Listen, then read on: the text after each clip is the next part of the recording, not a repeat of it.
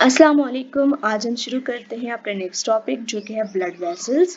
और blood vessels हमारे पास खून की नालियाँ जो होती हैं वो तीन होती हैं, आर्टरीज, कैपिलरीज और वेन्स। और इनको हम देखते हैं कि ये क्या रोल प्ले करते हैं। सबसे पहले हमारे पास कौन सी ब्लड वेसल है? आर्टरीज है हमारे पास। तो आर्टरीज खून को दिल से दूर ले जाती हैं। ठीक है, किससे? दिल से। किसको? खून को दूर ले जाएंगे।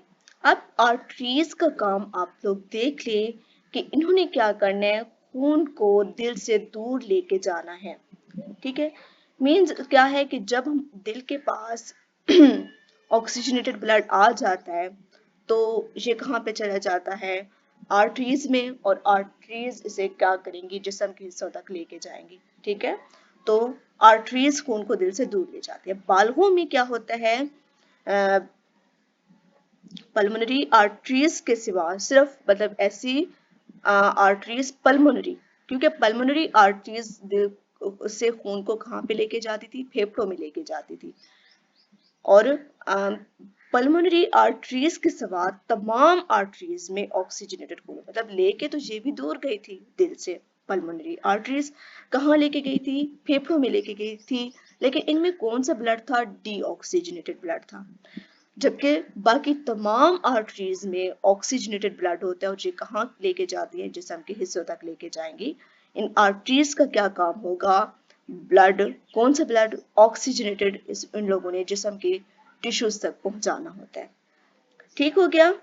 आर्टरीज आप लोगों को समझ आ गई। इन्होंने क्या करना है? खून को दिल से दूर लेके जाना है। फाइनल हो गया कि इनका काम है खून को दिल से दूर लेके जाना। आप लोगों ने पल्मोनरी आर्टरीज के बारे में पूरा पढ़ा कि ये तो इनके पास कौन सा ब्लड था? डीऑक्सीजनेटेड ब्लड था। और ये कहाँ लेके गई थी? फेफड़ों में लेके गई थी। तो इनके अलावा बाकी जितनी भी आर्टरीज हैं उनमें कौन सा ब्लड होता है? ऑक्सीजनेटेड। ठीक हो गया? आर्टरीज की मोटी दीवारों में, अब ये थोड़ा सा उसके स्ट्रक्चर के बारे में आर्टरीज का आप लोगों को पता चल गया कि ये क्या करती हैं। अब थोड़ा सा उसके स्ट्रक्चर के बारे में बताया जा रहा है कि आर्टरीज की मोटी दीवारों में 3 तहें हैं। आर्टरीज की दीवारों में कितनी तहें हैं? 3। सबसे अंदरूनी तह जो है वो एंडोथेलियम है। अंदर वाली तह कौन सी है? एंडोथेलियम। दरमियानी तह स्मूथ मसल्स और इलास्टिक मसल्स की बनी हुई है। ठीक हो गया? ये सबसे अंदर वाली तह किसकी बनी हुई है? एंडोथेलियम है ये। और दरमियानी तह स्मूथ मसल्स और इलास्टिक टिश्यू की बनी होती है। और बैरूनी तह कनेक्टिव टिश्यू की बनी हुई है। ओके हो गया? इसकी दीवारें 3 तहों की बनी हुई थी। कितनी तहों की बनी हुई थी? 3 तहों की बनी हुई थी। सबसे अंदर वाली तह जो है वो क्या है? एंडोथेलियम है। ठीक हो गया? अब जो एंडोथेलियम है इसके बाद जो है दरमियानी तह जो है वो कौन से टिश्यू की बनी हुई है? कनेक्टिव। कौन से टिश्यू की बनी हुई है? स्मूथ और इलास्टिक टिश्यू की बनी हुई है। ठीक है, और जो बैरूनी है वो किसकी बनी हुई है? कनेक्टिव टिश्यू की बनी हुई है। थोड़ा सा ये हमें दिखाया गया है। ये हमारे पास आर्टरीज है, ये हमारे पास कैपिलरीज है, ये हमारे पास वेन्स है। रेड कलर में कौन सी है? आर्टरीज। ये ब्लू में कौन सी है? वेन्स है। और कैपिलरीज मिक्स्ड होती हैं। ठीक है, ये थोड़ा सा इनका रेड ब्लू होता है। अब थोड़ा सा इनका जो अंदर का स्ट्रक्चर हमें दिखाया गया है कि ये हमें आर्टरी दिखाई जा रही है। ठीक है, ये आर्टरी हमारे पास दिखाई जा रही है। तो आर्टरी की जो है ये 3 तहें हैं। एक अंदर वाली तह एंडोथेलियम है, फिर दरमियानी है जो कि स्मूथ और इलास्टिक मसल्स की है, और बाहर वाली कनेक्टिव टिश्यू की। इसी तरह वेन्स भी तकरीबन इसी तरह, हम इसको बाद में देखेंगे। अच्छा, वो कहते हैं कि बैरूनी तह किसकी की बनी हुई है? कनेक्टिव टिश्यू की। आर्टरीज का अंदरूनी खला जिसमें खून बहता है ल्यूमन कहलाता है। जहाँ पे खून बहता है बिल्कुल मतलब पाइप की तरह, जैसे दरमियानी खाली जगह होती है तो उसमें जहाँ पे खून बहता है वहां उस चीज को हम क्या कहते हैं? ल्यूमन कहते हैं। जहाँ पे खून बहता है उसको क्या कहा जा रहा है? ल्यूमन। आर्टरीज मजबूत मगर लचकदार होते हैं, थोड़ी सी में लचक होती है। ठीक है, जब आर्टरीज जिस्म के ऑर्गन्स में दाखिल होती हैं तो वो छोटी वेसल्स में तकसीम हो जाती हैं। जैसे ही आर्टरी किस में दाखिल होगी, हमारे टिश्यू के अंदर दाखिल होगी, तो ये छोटी वेसल्स ऑर्गन्स में दाखिल होगी, तो ये क्या होगी, छोटी वेसल्स, छोटी नालियों में तकसीम हो जाएगी, जिन्हें आर्ट्रियूल्स कहते हैं। आर्टरीज तकसीम होकर क्या बनाती हैं, आर्ट्रियूल्स। और आर्ट्रियूल्स टिश्यू में दाखिल, आर्टरीज ऑर्गन्स में दाखिल होके क्या बना देती है, छोटी वेसल्स, आर्ट्रियूल्स। और आर्ट्रियूल्स भी टिश्यूज में दाखिल होकर कैपिलरीज में तकसीम हो जाती हैं। आर्टरीज से बने आर्ट्रियूल्स, आर्ट्रियूल्स तकसीम होके कैपिलरीज बनाते हैं। आर्टरीज तकसीम होके ऑर्गन्स में तकसीम हो गई और क्या बन गई, आर्ट्रियूल्स। और टिश्यूज में आर्ट्रियूल्स क्या बन गए, कैपिलरीज, दाखिल होकर कैपिलरीज में तकसीम हो जाती हैं। ओके हो गया, यहां तक हमारा आर्टरीज हो गया। नेक्स्ट हमारे पास जो चीज है वो हमारे पास है कैपिलरीज। ये सबसे छोटी ब्लड वेसल्स हैं, ठीक है, ये सबसे छोटी ब्लड वेसल्स है, क्योंकि आर्टरीज तकसीम हुई आर्ट्रियूल्स में, आर्ट्रियूल्स मजीद तकसीम होकर क्या बनाते हैं, कैपिलरीज। तो कैपिलरीज हमारे पास सबसे छोटी नालियां हैं, खून की सबसे छोटी नालियां क्या हैं, कैपिलरीज। कैपिलरीज की दीवारें सेल्स की सिर्फ एक तह यानी एंडोथेलियम पर मुश्तमिल होते हैं। वीन्स और आर्टरीज में 3 तहें थी, लेकिन इसमें सिर्फ एक तह है, और वो तह कौन सी है, एंडोथेलियम। ये नजर आ रहा है आप लोगों को, हमें इसमें सिर्फ एक तह नजर आ रही है, और वो क्या है, एंडोथेलियम। ये तह इतनी बारीक है कि पानी, न्यूट्रिएंट्स और ऑक्सीजन इसमें से गुजरकर टिश्यू फ्लूइड में जा सकते हैं, ठीक है, मतलब ये तह बहुत ज्यादा बारीक है, और यहाँ से क्या होता है, पानी, न्यूट्रिएंट्स और ऑक्सीजन इसमें से गुजरकर टिश्यू फ्लूइड तक चले जाते हैं। क्योंकि हमने क्या पढ़ा है कि आर्ट्रियूल्स टिश्यूज में दाखिल होकर कैपिलरीज में तकसीम हो जाते हैं, और कैपिलरीज फिर ये सारी चीजें कहाँ तक पहुंचा देते हैं, टिश्यू फ्लूइड में। ओके हो गया।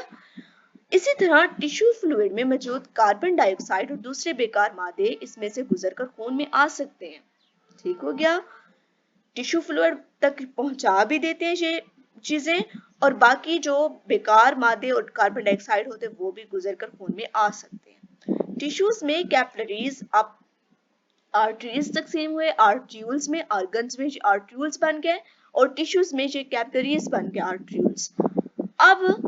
अब क्या हो रहा है, टिश्यूज में कैपिलरीज मिलकर छोटी वीन्स यानी वेन्यूल्स बनाती हैं, और वेन्यूल्स मिलकर वीन्स बनाते हैं। ओके, पहले हमने देखा था हमारे पास आर्टरीज थी, वो ऑर्गन्स में तकसीम हो गई और उन्हें आर्ट्रियूल्स बना दिए।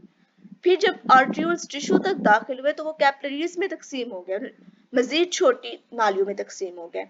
अब वही कैपिलरीज फिर मिलकर वीन्स यानी वेन्यूल्स बनाती हैं, और फिर वेन्यूल्स मिलकर वीन्स बना देते हैं। तो ये ओवरऑल हमारे पास क्या था, कैपिलरीज।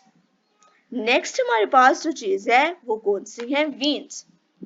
वीन्स का क्या काम है, जैसे हमने आर्टरीज का पढ़ा था, वो दिल से खून को दूर लेके जाती हैं, जबकि वीन्स क्या करते हैं, खून को दिल की जानिब ले जाती हैं। मतलब ये सारा जो हमारे टिश्यूज में, जो हमारे ऑर्गन्स में डीऑक्सीजनेटेड ब्लड होता है, उसको वापस दिल की तरफ लेके आती हैं। कौन लाती हैं, वीन्स लाती हैं।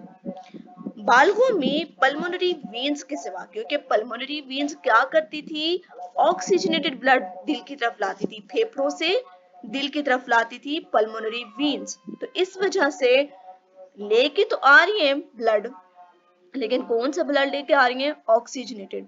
तो पल्मोनरी आर्टरीज और पल्मोनरी वीन्स का थोड़ा सा रोल डिफरेंट हो जाता है ऑक्सीजनेटेड और डीऑक्सीजनेटेड ब्लड की वजह से, लेकिन काम ये भी वही करती हैं। पल्मोनरी आर्टरीज भी दूर लेके जाती थी और पल्मोनरी वीन्स भी दिल की जानिब लेके आती हैं, लेकिन कौन सा ब्लड, ऑक्सीजनेटेड ब्लड। बाकी जितनी भी वीन्स होती हैं वो डीऑक्सीजनेटेड खून लेके आती हैं दिल की तरफ। कौन सा खून लेके आती हैं, ऑक्सीजनेटेड, डीऑक्सीजनेटेड लेके आती हैं। वीन की दीवारें भी इन्हीं 3 तहों की बनी हैं जो आर्टरी में मौजूद होती हैं। ठीक हो गया कि वीन की दीवारें भी बिल्कुल उसी तरह हैं जैसे कि आर्टरीज की बनी हुई हैं, जैसे यानी कि एंडोथेलियम अंदरूनी तह है, स्मूथ मसल्स और इलास्टिक टिश्यू की दरमियानी तह है, और बैरूनी तह किस चीज की बनी हुई है, कनेक्टिव टिश्यू की। वीन्स में दरमियानी तह आर्टरीज की निस्बत बारीक होती है। थोड़ा सा ये फर्क है कि आर्टरीज की निस्बत वीन्स में थोड़ी सी ये बारीक होती है दरमियानी तह। इसमें स्मूथ मसल्स और इलास्टिक टिश्यू कम होते हैं, उसमें आर्टरीज में ज्यादा होंगे और इसमें कम होते हैं। वीन्स का ल्यूमन आर्टरीज की निस्बत ज्यादा खुला होता है, ठीक है, और ज्यादातर वीन्स में वॉल्व्स भी होते हैं तो जो खून के वापसी बहाव को रोकते हैं। अब इसको हम थोड़ा सा डायग्राम के अंदर देख लेते हैं, बिल्कुल सेम ही है लेकिन इसमें क्या होता है, थोड़ा सा इसका ल्यूमन खुला होता है और जो इसकी दरमियानी तह में स्मूथ और इलास्टिक टिश्यू होते हैं वो थोड़े से कम होते हैं, बाकी सेम उसका होता है।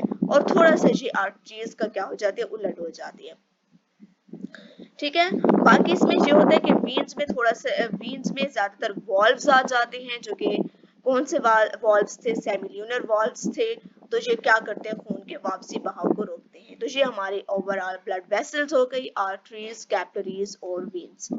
इंशाल्लाह नेक्स्ट हम देखेंगे आर्टरियल और वीनस सिस्टम को। तब तक यहाँ तक रखें, अल्लाह हाफिज।